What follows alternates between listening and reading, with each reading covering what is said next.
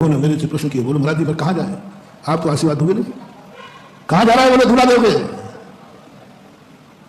भाई क्यों जा रहा है, अब महाराज देखो आप समझो, आपके जैसे कोई महाराज तो है नहीं, गृहस्थी बसाएंगे, आप तो सहारा दोगे नहीं क्योंकि आप तो बीत रागी है। हाँ अरे महाराज वो तो और आपसे भी बड़े हैं।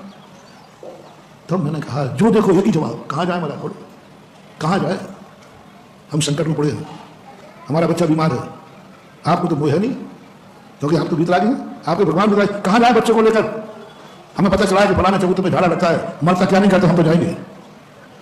कितनी बड़े महान धर्मात्मा हो, विपत्ति के समय व्यक्ति कुछ भी करवा सकता है।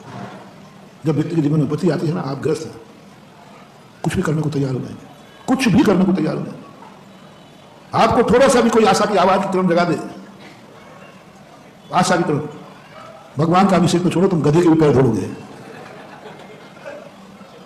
हाँ तुम मेरे से कहना मत, नहीं करते, मैं कराई दूंगा, बहुत आगे करा। ऐसी विपत्ति तुम्हारे पास आ गई और तुम्हारे पास कोई उपाय नहीं, उस समय थोड़ी सी कोई एक आवाज आए, सुना है कि एक गधा है, उसके पैर धोने से ठीक हो जाता है, झूठ मत बोलना, झूठ बोले कौवा मन से पूछना, एक सेकंड को मन में क्या विचार आएगा, बोलो ना, एक सेकंड की बात बताओ। और अब तुम्हारा कोई भी अब सहारा नहीं, अब तुमने सब तरफ से हथियार डाल दिए। और पहले आपको कोई गुरु मिले नहीं थे, अब तो हमने पक्का कर लिया, अब तो नहीं हिलेगा, अब तो बहुत पक्के कर लिया है। तुम किसी गुरु से मिले नहीं, सच्चा ज्ञान तुम्हें है नहीं, और तुम भी जानते गधा तो गधे है, लेकिन किसी पूरे में कोई तुम्हारी आवाज सुनने वाला नहीं था। सब ने कह दिया आप कुछ नहीं बच सकता, डॉक्टरों ने कह दिया, सब ने कह दिया कोई सहारा नहीं है। उसी सभा में से एक धीरे से आवाज आई, एक अंतिम उपाय है, गधा का पैर धोने का। बोलो फर्स्ट चॉइस बताओ मेरे प्यारे भक्तों, एक विचार मन में क्या आएगा, बोला यदि मैंने भी मना किया, बोले महाराज जी ठीक है, मैं भी मानता हूं कि कुछ नहीं होगा, लेकिन बोल दो ना, करने में क्या बिगड़ता है, उतने बाहर इतनी अस्पतालें घूम गया तो गधा की ओर से तुम उस मरीज को लेकर कहां घूमे, महाराज इतनी अस्पतालें हुए, अब गधा की अस्पताल और हुआ आएगा। ये भूल उसकी नहीं है, ये भूल हमारे वक्ताओं की है, हम प्रवचन करने वालों की है कि हमने नहीं समझा कि ये मंदिर बीतरागियों के लिए नहीं बनाए गए हैं, ये मंदिर रागियों के लिए बनाए गए हैं। भगवान के लिए किसी मंदिर की जरूरत नहीं है, और भगवान के जो मुनि महाराज हैं इनको भी मंदिर की कोई जरूरत, मुझे मंदिर की कोई जरूरत नहीं, आगे मैं स्पष्ट उल्लेख है। और भगवान को तो जरूरत, ये मंदिर किसके लिए है, बोलो ना, बीतरागी मंदिर रागियों के लिए क्यों बनाया जा रहा। अब देखो, अब मैं धारूंगा, अभी तक धार नहीं रहा। बीतरागी मंदिर किसके लिए बनाए गए, बीतरागी भगवान के लिए, तो आगे हमने स्पष्ट किया कि भगवान को मंदिर की कोई जरूरत, वो तो सिद्धालय में जाके, तो हम मुनियों के लिए नहीं, आगे हमने स्पष्ट, हमारे लिए कोई मंदिर की जरूरत नहीं है। पहले मंदिर किसके लिए है, और आप लोग रागी है कि बीतरागी, नहीं बीतरागी हो तो बोलो, रागी 100% रागी। कितने राग गिनाऊं तुम्हें, कितने राग गिनाऊं मैं तुम्हें, कितने राग गिनाऊं मैं तुम्हें, यहां बैठे हो और बाहर जूते रखे हैं, तुम्हें उन्हीं का राग कहीं ले नहीं जाए, कुछ गलत बोला और आज ही खरीद के लाए हो। बोलो राग यहां तक जा सकता है कि नहीं जा सकता, ऐसे कितने राग हैं तुम्हारे, उन रागियों के लिए बीतराग मंदिर बनाए गए हैं। जब रागी के लिए बनाए गए हैं तो वो कहां जाएगा। तब मैंने जनता को आगम में खोजा, मैंने कि भगवान सब चले जाएंगे, बैठे रहना आप यहाँ, और आप बैठ के क्या करोगे, आप भी सिद्धालय पधारो, हमें आप भी भगवान को भी बैठे यहाँ, कोई काम को तो नहीं, आप मुझे तुम्हारी जरूरत है नहीं, और आप काय को यहाँ बैठे हो, इनके काम तुम करोगे नहीं। तब भगवान ने कहा बेटा, दुनिया ने जो कहा तो कहा, तू बोल इनको लिए कि मैं काय के लिए आया हूं। बीतरागी भगवान रागियों के लिए ही आते हैं, और रागी समस्या लेके बैठा है।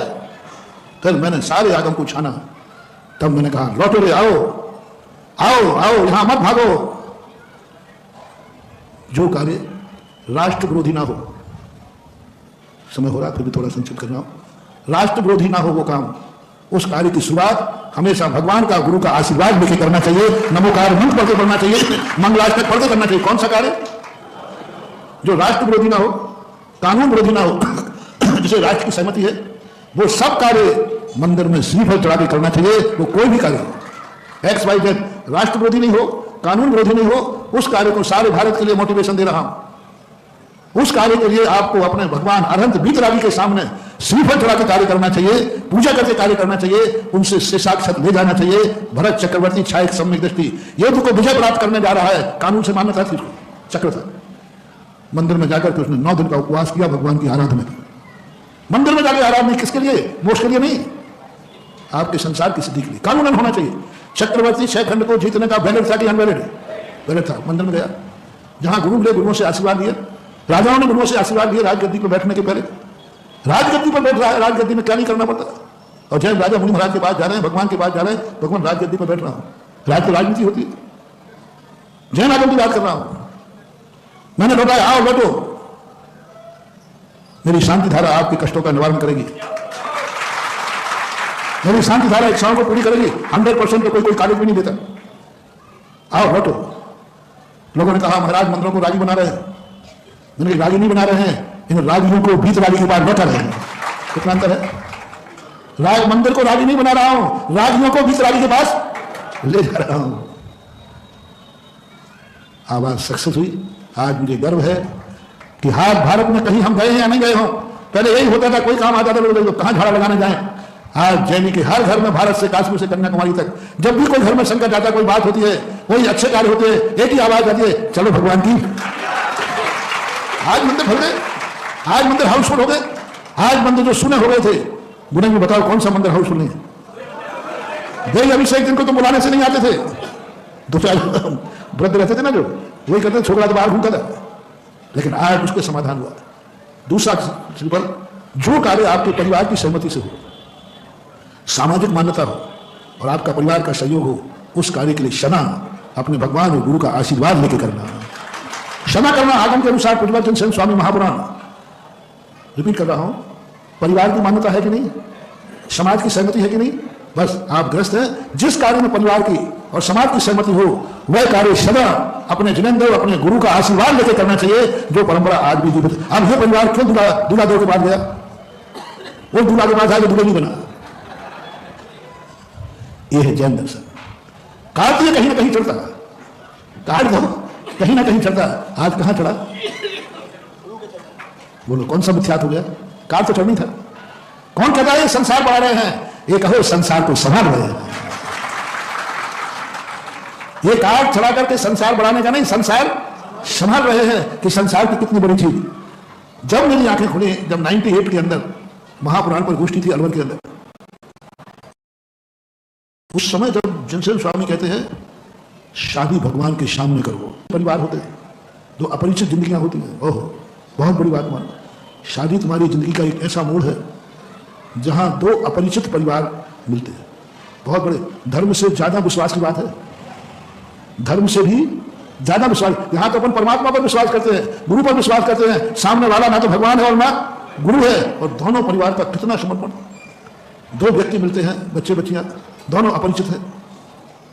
एक दिन का खेल हो रहा है कि जिंदगी का सवाल है। कितना बड़ा सोचते हो, कितना दोनों विचार चलते हैं, कितना अनुभव चलता है। आप लोग बच्चे बच्चों की शादी करते हो तो बताएं माता पिता उनके करते समय कितना अनुभव चलता है, कितना सोचते हो। पहले बाप देखेगा, फिर माँ देखेगी, फिर फूफा फूफा देखेंगे, फिर जीजा जी देखेंगे। अरे कोई तमाशा मचा रखा है, और फिर अंत में वो मामा और रह गया। इतना सोच कर किसी ने सम्यक दर्शन प्राप्त करते समय नहीं किया कि मैं भगवान को समर्पित करता हूं। पहले बाप से देखना भगवान सही है कि नहीं। एक बार प्रभु का दर्शन किया, समर्पित हो जाता है। कितना द्वंद्व आप लोगों के अंदर होता है। धन है वो जिनसे कि चिंता मत करो, तुम दोनों अपरिचित हो, दोनों की जिंदगी बीच में जारी हो। तो दोनों परिवारों का समर्पण करने वाला वह कौन है? जहां दोनों समर्पित हो। जनसेन स्वामी ने कहा आप लोगों के लिए, अब आप लोगों के लिए, आप दोनों अपरिचित है कि नहीं? दोनों अपनी जिंदगी से बहुत बड़ा सौदा कर रहे हैं कि नहीं कर रहे हैं? अब तुम्हें कुछ नहीं देखना, उस व्यक्ति को पकड़ो जो दोनों परिवारों का मान हो, दोनों परिवारों की श्रद्धा हो, दोनों परिवार जिसके सामने समर्पित हो, दोनों परिवार उसका सहारा लेते हो। मैं किससे तुम्हें शादी करना मैं बिल्कुल भी नहीं कह रहा हूं, बस दोनों का एक व्यक्ति ढूंढो कि वो महाशक्ति है, वो दोनों परिवार उसको मानते हैं, दोनों की श्रद्धा है, समर्पण है। वो कौन है? पहला जिनेंद्र। बस जिनेंद्र, वो भी जिनेंद्र को मानते, तुम भी जिनेंद्र को मानते। जिनसे स्वामी कहते हैं जाओ दोनों परिवार बीच में जिनेंद्र को खड़ा कर लेना और फिर पाल लेना, जाओ तुम्हारा संबंध कभी टूट संग्राम क्यों है? तो दोनों का सदैव है। क्यों कहते हैं जैन जैन की शादी करने के लिए? अरे शादी करना किसी से करो नहीं, आराध्य महाशक्तिमान दोनों का एक होना चाहिए। उनका देवता अलग है, तुम्हारा देवता अलग है, बात बिगड़ेगी तो वो उनके ऊपर डाल देगा, वो उनके ऊपर डाल देगा। दोनों देवता हमेशा विरुद्ध में होते हैं, महाशक्ति कभी एक नहीं होती। अब तुम्हारा देवता अलग है, उनका देवता अलग है। अब तुम दोनों लड़ोगे तो साथ में देवता भी लड़ेंगे और तुम पिछड़ोगे बेटा। दो बड़े बड़े महाशक्ति लड़ रही हो और तुम बीच में हो तो तुम्हारी क्या हालत होगी? इसलिए दोनों का एक जिनेन्द्र है,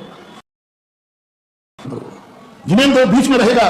जाओ, दो पृथक वस्तुओं को जोड़ने वाला त्रिलोकीनाथ हो, वो संबंध कभी टूट ही नहीं सकता, क्योंकि जोड़ने वाला बीच में कौन खड़ा है?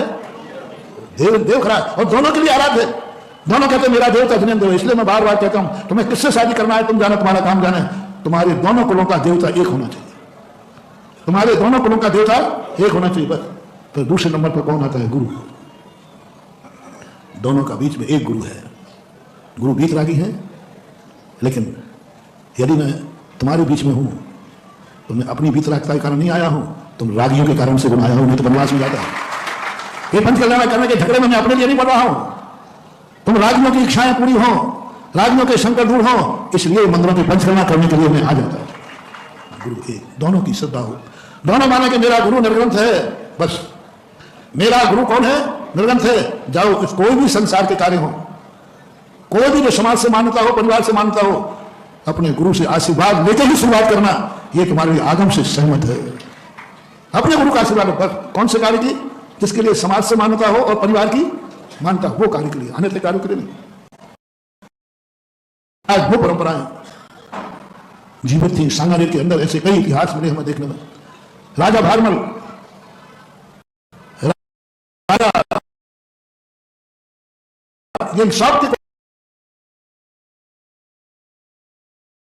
तो पहला श्रीफल सांगानेर बाबा के चरणों में आता था।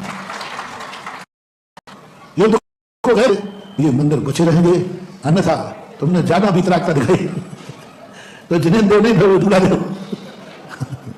कोई कहीं हाथ लगाने वाले की जरूरत नहीं है। आने के बाद जिनेन्द्र देव का गंडोदक लगा देना, अर्घ चढ़ा देना, यही भगवान का हाथ है। दोनों एक गंडोदक, एक देवता अर्घ हो। और ये परंपरा जिनसेन स्वामी ने जीवित की, और वही परंपरा आज बीच में लोप हो गई थी। थोड़ा हमें मकसद करने पड़े, लेकिन आज हमारे बंधु पुनः लौट करके अपने मंदिरों में आ गए हैं, अपने गुरुओं के पास। कोई भी सांसारिक कार्य करो, दुकान का नागल करो, व्यापार करो, कुछ भी करो, गाड़ी लाओ, पहली शुरुआत भगवान के दरवाजे से करो, उनका नाम लेकर करो, उनका पुष्प डाल के करो, मंगलाष्टक पढ़कर, उनका गंडोदक लेकर करो। कोई मनाही नहीं, कोई मिथ्यात्व नहीं हो जाएगा। आपने गाड़ी खरीदी है, आइए गाड़ी को लेकर शांति धारा कीजिए, अभिषेक कीजिए, वह गंडोदक और पूजा कीजिए, उसके पुष्प उठाकर गाड़ी में डाल दीजिए और भगवान से कहना, भगवान इस गाड़ी से किसी जीव की हिंसा ना हो, कोई बाधा नहीं। आपने मकान बनाया, भगवान का विधान कीजिए। भरत चक्रवर्ती अपने चक्रवर्ती की पूजा करने के लिए समोसन में जाकर विधान किया, विधान के पुष्प ला करके उसने अपनी चक्र आयुधशाला में छिपड़ दिया। आप कोई मकान बनाते हैं, फैक्ट्री बनाते हैं, मंदिर में आके पूजा कीजिए, अभिषेक कीजिए, और भगवान के जो पूजा के बाद पुष्प बचे उनको घर ले जाइए और एक नांदी कलश ले जाइए, गंडोदक से भराओ या पंचमामृत भराओ, जाइए आप अपने घर का नागल कीजिए, फैक्ट्री का नागल कीजिए। कोई मिथ्यात्व नहीं है, आदम की सहमति की बात है। शादी आपकी सहमति से होती है। समाज वाले अपने बेटा बेटिया की शादी करते हैं कि वो मन से करते हैं? बोलो, पहले इच्छा कौन करता है? माँ बाप, परिवार, समाज। समाज की मान्यता है शादी कोई पाप का घर नहीं है, मोक्ष का साधन नहीं है, लेकिन अनैतिक भी नहीं है। उसको भगवान की साक्षी में धर्म पूर्वक करके गुरुओं के भगवान के आशीर्वाद लेके करते हैं तो ना जाने कितने संकट सहज में टल जाते हैं और ना जाने कितनी इच्छाएं सहज में पूर्ति हो जाती।